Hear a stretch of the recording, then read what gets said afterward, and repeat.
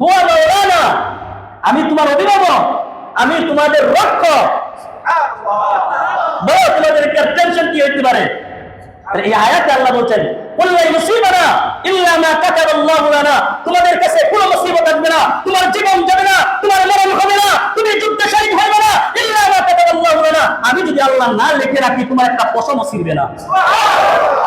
তুমি ভয় পাইতেছো? এখানে আল্লাহ তাআলা মুফাসসিরিনে কেরাম এই শব্দটা দিয়া কি সুন্দর একটা তাফসীর করছেন, শুনলে অবাক হয়ে যাবেন। সেটা হচ্ছে ইল্লা মা কাতাবাল্লাহু লানা, লানা লানা শব্দটা তাফসীর করছেন মুফাসসিরিনে কেরাম। তাফসীরে মুজহারের ভিতরে আছে নিজের পছন্দ পছন্দ না, আল্লাহর পছন্দেই পছন্দ। নিজের ফয়সালা ফয়সালা না, আল্লাহর ফয়সালাই ফয়সালা। এটা মনে প্রাণে যদি কোনো মুমিন মেনে নিতে পারে তাহলে তার দাম কত। সূরাতুল বাকারার 216 নম্বর আয়াত, এটা কোরআনে কারীম যখন আপনারা পড়বেন তাহলে কোরআন শরীফের সর্বপ্রথম যে পারাটা, সেই পারার নাম সূরাতুল বাকারা। সূরাতুল বাকারার 216 নম্বর আয়াতে আল্লাহ তাআলা বলছেন কুতিবা আলাইকুমুল কিতাল ওয়া হুয়া কুরহুল লাকুম। আল্লাহ পাক বলছেন আমি তোমাদের উপরে যুদ্ধকে ফরজ করেছি, ওয়া হুয়া কুরহুল লাকুম, যদিও তোমাদের কাছে এটা অপছন্দনীয়। ওয়া আসা আন তাকরাহু শাইআন ওয়া হুয়া খায়রুল লাকুম, আল্লাহ বলেন কিন্তু হতে পারে তোমরা কোনো জিনিসকে অপছন্দ করো অথচ তা তোমাদের জন্য কল্যাণকর। ওয়া আসা আন তুহিব্বু শাইআন ওয়া হুয়া শাররুল লাকুম, হতে পারে তোমরা এমন জিনিসকে ভালোবাসছো অথচ তা তোমাদের জন্য অকল্যাণকর। আল্লাহু ইয়ালামু আনতুম লা তা'লামুন, আল্লাহ বলেন আমি সবকিছু জানি তোমরা জানো না। এই আয়াত থেকে আমরা অনেকগুলো বিষয় বুঝতে পেরেছি। যদি দিল দিয়ে উপলব্ধি করেন তাহলে বুঝতে পারবেন এই আয়াত থেকে অনেকগুলো তথ্য আল্লাহ তাআলা আমাদেরকে দান করছেন।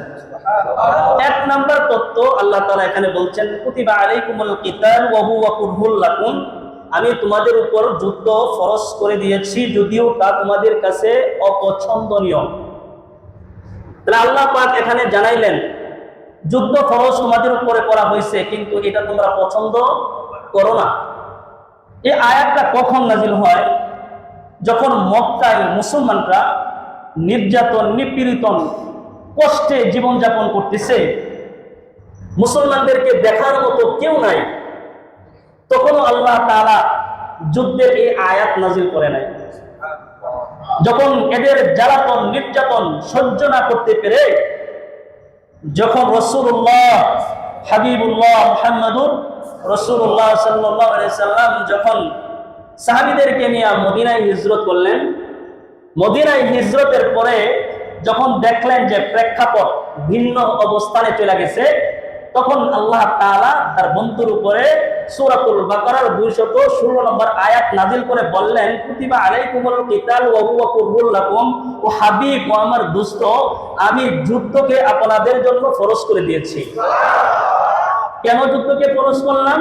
যে জ্বালাতন আর যে নির্যাতন আর যে কষ্ট করতেছেন, আপনাদের সামনে পিছনে ডানে বামে সাহায্য করার কেউ নাই, চতুর্দিক থেকে আপনাদেরকে আক্রমণ করতেছে, আমি আল্লাহ আপনাদেরকে আজকে অনুমতি দিলাম এই কাফের মুশরিকদের বিরুদ্ধে আপনারা কঠোর হয়ে দাঁড়িয়ে যান, তাদের বিরুদ্ধে আপনি যুদ্ধ করেন। এই যুদ্ধটা আপনার উম্মতের জন্য আর আপনার জন্য আমি আল্লাহ ফরজ করে দিলাম।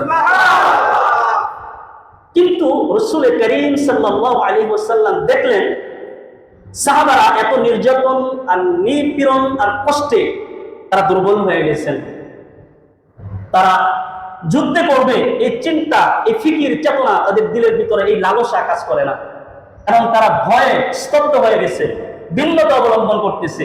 আল্লাহ তাআলা বলেন হাবিব বন্ধু আমি জানি আপনার উম্মতের ব্যাপারটা আমি জানি, এজন্য আল্লাহ তাআলা পরের অংশে বললেন ওয়া হুয়া কুরহুল লাকুম, যদিও তোমরা তা অপছন্দ করো। সুবহানাল্লাহ, যুদ্ধ ফরজ তোমাদের উপরে, এটা করতেই হবে, যদিও এটা তোমাদের অপছন্দ হয়। তারপরে অংশে আল্লাহ তাআলা কি বলতেছেন শুনেন। আল্লাহ বলেন ওয়া আসা আন তাকরাহু শাইআন ওয়া হুয়া খায়রুল লাকুম, আর হতে পারে তোমরা এমন জিনিসকে অপছন্দ করো কিন্তু এটি আমি আল্লাহ তোমার জন্য কল্যাণকর করে রেখেছি। তুমি এমন এক জিনিস অপছন্দ করো কিন্তু আমি আল্লাহ বলছি এটা তোমার জন্য কল্যাণকর। তার মানে তারা যুদ্ধকে অপছন্দ করে। আল্লাহ পরের অংশে বলতেছে ওয়া আসা আন তাকরাহু শাইআ ওয়া হুয়া খায়রুল লাকুম, যদিও তোমরা এটাকে অপছন্দ করো, কিন্তু অপছন্দ যে বিষয়টাকে, যে জিনিসটাকে তোমরা অপছন্দ করো, এই অপছন্দ জিনিসের ভিতরে আমি আল্লাহ কল্যাণ রেখেছি তোমাদের জন্য। তারপরের অংশে আল্লাহ বলেন ওয়া আসা আন তুহিব্বু শাইআ ওয়া হুয়া শাররুল লাকুম, এমনও জিনিস আছে যে জিনিসকে তোমরা অনেক ভালোবাসো, অনেক মহব্বত করতেছো, কিন্তু আল্লাহ তাআলা বলছেন ওয়া হুয়া শাররুল লাকুম, যদিও তোমরা এটাকে ভালোবাসো কিন্তু এটার মধ্যে কল্যাণ নাই, এটার মধ্যে আমি আল্লাহ অকল্যাণ রেখেছি। নাউজুবিল্লাহ বলেন। তোমরা নিজেরা মনে করছো যে এটাই মনে হয় কল্যাণ, কিন্তু না, আমি আল্লাহ বলছেন এটার মধ্যে অকল্যাণ। তারপরে অংশে আল্লাহ বলছেন আল্লাহু ইয়ালামু ওয়া আনতুম লা তা'লামুন, আল্লাহ বলেন বান্দা তোর কলিজা তো তুই নিজেও চিনস না, তোর নফস তোরে কি বলে এটা তুই নিজেও বুঝস না। বান্দা আমি তোর কলিজা চিনি, আমি তোর হৃদয় চিনি, আমি তোর অন্তর চিনি। তো এজন্য বলছেন আল্লাহু ইয়ালামু আনতুম লা তা'লামুন, বান্দা তোর কলিজার ভিতরে তুই যা বলস না কেন আমি আল্লাহ তাআলা সব জানি, কিন্তু বান্দা তুই কিছুই জানোস না। সুবহানাল্লাহ। আমি আল্লাহ জানি, তুমি জানো না।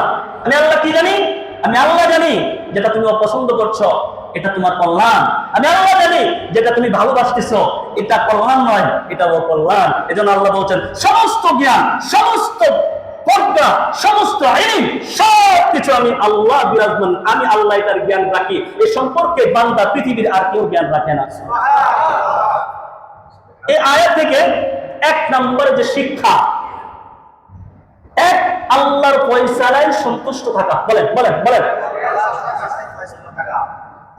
এখন আমি যে ফয়সালা করলাম, আমি এখানে ভালোবাসি, এটা আমার জন্য কল্যাণ, কিন্তু আল্লাহ কি বললেন? এটা তোমার কল্যাণ না, এটা তোমার অকল্যাণ। তাহলে এক নম্বর কি? আল্লাহর ফয়সালায় সন্তুষ্ট থাকা। কেন কেন কেন সন্তুষ্ট থাকবো? আল্লাহ বলেন হিকমত, হিকমত, হিকমত আছে বান্দা, হিকমত আছে। আল্লাহ হিকমত রাখছেন। আল্লাহ আপনি কেমন হিকমত রাখলেন? আল্লাহ বলেন বান্দা তোমার জন্য আমি আল্লাহ হিকমত রেখে দিয়েছি।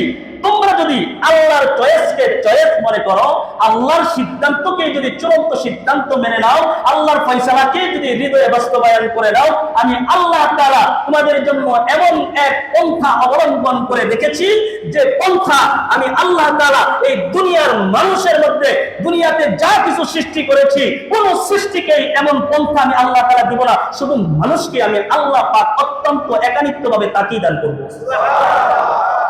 বান্দা এটা পেয়ে তুমি সন্তুষ্ট হয়ে যাইবা। এখানে সাহাবে আজমাইন যুদ্ধের আয়াত নাযিল হওয়ার পরে তাদের দিলের ভিতরে ভয় ঢুকছে। এক নম্বর ভয় পরিবার ছেড়ে দেওয়ার ভয়। যুদ্ধ করলে কি করতে হবে? পরিবার ছেড়ে দিতে হবে। নাম্বার 2 জীবন নাশের ভয়, জীবনটাও চলে যেতে পারে। নাম্বার 3 নাও ফিরে আসতে পারে। সন্তান সন্ততির কি হবে, পরিবার পরিজনের কি হবে, এটা আল্লাহ তাআলা বলছেন অন্যত্র আয়াতে কুল্লা ইউসিবানা ইল্লা মা কাতাবাল্লাহু লানা হুয়া মাওলানা ওয়া আলাল্লাহি ফালিয়াতাওয়াক্কালিল মুমিনুন। আল্লাহ তাআলা বলছেন কুল্লা ইউসিবানা, আমার পক্ষ থেকে তোমাদের কাছে কিছু আসবে না, ইল্লা মা কাতাবাল্লাহু লানা, আমি আল্লাহ যা লিখেছি তা ছাড়া। আল্লাহ আমি যা তোমাদের জন্য নির্ধারণ করেছি এই বিষয়টা ছাড়া তোমাদের কাছে আর কিছু মুসিবতই আসবে না। সুবহানাল্লাহ। হুয়া মাওলানা, আমি আল্লাহ তোমাদের অভিভাবক। আর একটু আসতে কোন সময় হুয়া মাওলানা, আমি তোমার অভিভাবক, আমি তোমাদের রক্ষক। বলো তোমাদের টেনশন কি হইতে পারে? এই আয়াতে আল্লাহ বলছেন কুল্লা ইউসিবানা ইল্লা মা কাতাবাল্লাহু লানা, তোমাদের কাছে কোনো মুসিবত আসবে না, তোমার জীবন যাবে না, তোমার মরণ হবে না, তুমি যুদ্ধে শহীদ হবে না, ইল্লা মা কাতাবাল্লাহু লানা, আমি যদি আল্লাহ না লিখে রাখি তোমার একটা পশমও ছিড়বে না। তুমি ভয় পাইতেছো? এখানে আল্লাহ তাআলা মুফাসসিরিনে কেরাম এই শব্দটা দিয়া কি সুন্দর একটা তাফসীর করছেন, শুনলে অবাক হয়ে যাবেন। সেটা হচ্ছে ইল্লা মা কাতাবাল্লাহু লানা, লানা লানা শব্দটা তাফসীর করছেন মুফাসসিরিনে কেরাম, তাফসীরে মুজহারের ভিতরে আছে লানা মানে আমাদের জন্য। আমাদের জন্য কি? ওই আমাদের জন্য। তুমি যদি যুদ্ধের ময়দানে তোমার জান দিয়া দাও বান্দা, তুমি যদি যুদ্ধের ময়দানে শহীদ হয়ে যাও বান্দা, তুমি যদি যুদ্ধের ময়দানে যা কিছু করবা, তুমি যে তলোয়ার ঘুরাইবা, তুমি যে যুদ্ধের ময়দানে হাঁটবা, তুমি যে যুদ্ধের ময়দানে ঘোড়া দৌড়াইবা, যা কিছু যুদ্ধের ময়দানে করবা সব তোমার জন্য কল্যাণকর। লানা লানা ইল্লা মা কাতাবাল্লাহু লানা লানা লানা। যা কিছু তুমি যুদ্ধের ময়দানে করবা বান্দা, তুমি যদি যুদ্ধের ময়দানে শহীদ হয়ে যাও, মৃত্যুবরণ করো, শহীদের দরজা তোমার জন্য খোলা। যদি তুমি বাইচে যাও তাহলে তোমার জন্য গাজীর দরজা খোলা। যতদিন থাকবা ততদিন আমি আল্লাহ তোমার উপরে সন্তুষ্ট হয়ে থাকবো। আচ্ছা বান্দা বলো না, আর কি চাও? মরলে শহীদ, বাঁচলে গাজী। বান্দা তুমি চাও কি বলো না? তারপরের অংশে আল্লাহ পাক বলেন, শুনেন না, ওয়া আলাল্লাহ ওয়া আলাল্লাহ ওয়া আলাল্লাহি ফালিয়াতাওয়াক্কালিল মুমিনুন। আল্লাহ তখন শিখায়া দিচ্ছেন মুমিনদেরকে, মুমিন তোমাদের উচিত আল্লাহর উপরে নির্ভরশীল হওয়া। সুবহানাল্লাহ। একজন মুমিনের উচিত আল্লাহর উপরে ভরসা করা। আল্লাহ শিখায়া দিচ্ছেন। আর একটু সুবহানাল্লাহ বলো। বুঝলেন না? আল্লাহর রাস্তায় হাঁটলে, আল্লাহর রাস্তায় কথা বললে, আল্লাহর রাস্তায় 2 মিনিট সময় দিলে বান্দা, এটা তোমার ক্ষতি না। যতক্ষণ থাকবা বান্দা আল্লাহর পক্ষ থেকে তুমি কল্যাণের উপরেই থাকবা। সুবহানাল্লাহ।